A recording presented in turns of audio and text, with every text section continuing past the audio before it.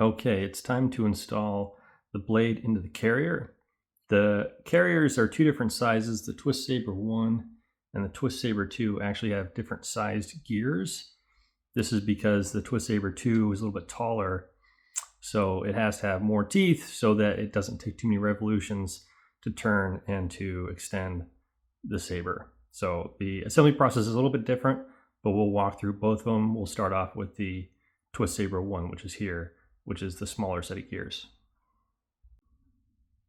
As we go through, we'll have to fit check each of our parts. The gears, when I put them out, oftentimes I'll have to run the X-Acto knife around the inside of the gear to make sure it can spin on the posts. So that's the first step. We got that checked out. And so now we can pull these back off and we'll put the blade in. The blade should already be fit to the carrier. We did that back when we assembled the blade itself. So we should be able to slide it right in. Before we slide it right in, we want to pull, this is called the sun gear. We want to pull the sun gear out a little bit so it'll poke out the bottom, because we're going to need that when we put on the planet gears, which will be the next step. So to get it on there, I'm going to line up seam to seam, find the seam of my black piece, find the seam of my green piece, and I have to twist it to get it past the overhangs, twist it back to line it up with the rails, and slide it down. So now it's locked in the rails, so it can only slide up and down. It cannot rotate. That's what you want. So we'll stick it all the way through, and then it pokes out the bottom. Now we can grab the planet gears and put them on the posts. Putting the planet gears on can be a little bit tricky. We have to kind of extend the shaft with the sun gear on a little bit up so we can kind of fit these both in, and then kind of put them on individually and fit those gears underneath that ledge so that it locks itself in, and then kind of push it down flat.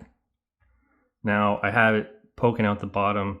That's how I had my shaft extend a little bit. So now with holding the sun gear down, I can push this up so that it's in the closed position. So now it's locked in tight. Now it won't go anywhere except for when you rotate it. Next, we'll put the ring gear in. And before we do that, we want to make sure everything is fit checked. It'll go right into the grip, and the grip has a little bit of a tight tolerance on it. So sometimes I need to trim down parts of these three upper pieces, and there's 3 grooves in here that it fits into. So we'll just check that out and make sure everything's plugs in flat, and it does. That way, when we twist this black piece, it'll also twist the ring gear, and our motion will get transferred through the ring gear and into all the other gears to make the whole device work. So that looks good. Next, we can check the ring gear fit onto the carrier. And we're not going to be able to fit check the ring gear on the bottom of the carrier where it's actually going to go in the end, but we can check it on the top of the carrier. And we want it to be snug, but we want it to be possible to plug in. And if it's a little bit stiff, that's good, because that's going to be our brake, so to speak, so that the blade can't just fall straight back down and twist the ring gear and have it fall into the handle. So that's going to be the brake. So that feels good. To plug it in, we need to take this split ring back out, because it's covering up this kind of half moon cutout where our planet gears will pass through. So we'll take that out and then we'll put it together. Okay, so I'm going to line up the seams, and then we'll just shimmy that thing right together. Now we're working, but the split ring's not in, so we're going to twist it a little bit just to kind of lock in the gears and give it some space, because now if you can imagine, the bottom blade segment's lifted up a little bit, which will give me some space to kind of lower this back down,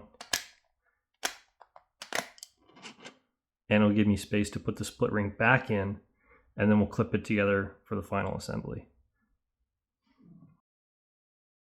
Here we go, the split ring is back in, so I'll lower the carrier back down, and then we'll force it on. It usually takes quite a bit of force. Sometimes we'll have to do this against the table to get it clipped in all the way around, but that actually went in just fine. So there we go. We can take our grip piece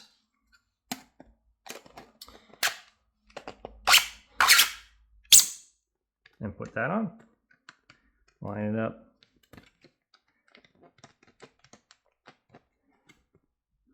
I put it upside down.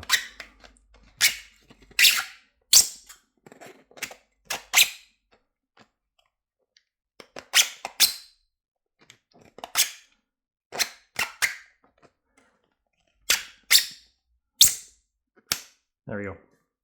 Now our grip is on, and we're good to go. For the longer blades, same deal. We'll start off by making sure our gears fit on the posts, and that's all working fine. Then we can get our blade and set that in. Again, we have this extended out a little bit, and we'll line up the seams on the carrier and on the blade, and we'll slide that in. Now, the taller carriers don't have any overhangs on the top. The overhangs come in the next piece, so we can just slide that straight in and kind of poke it out the bottom, and we'll put the gears on.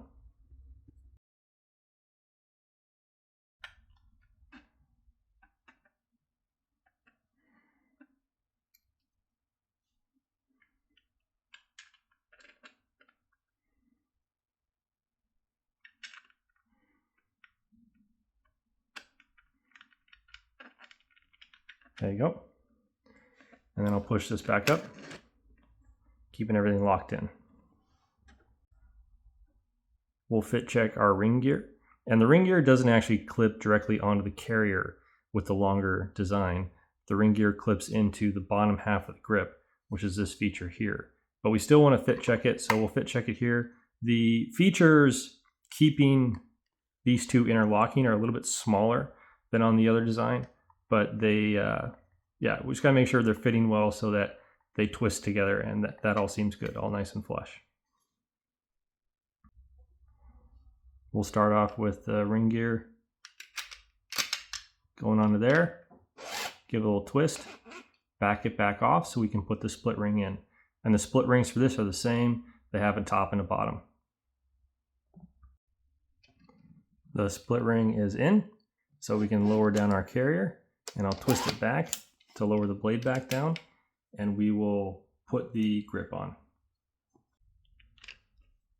Now we can take our grip, line it up, slide it down, and again, this is going to be a pretty snug fit, so we'll probably have to push it against the table or something flat to make sure it can click in all the way around.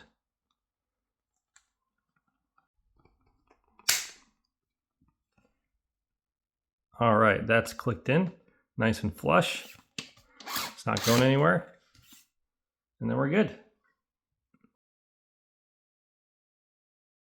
I got my top piece on here. This is the base Twistsaber 2 piece. And if you want to replace it with your own design or a different Twistsaber 2 design, you can. There you go.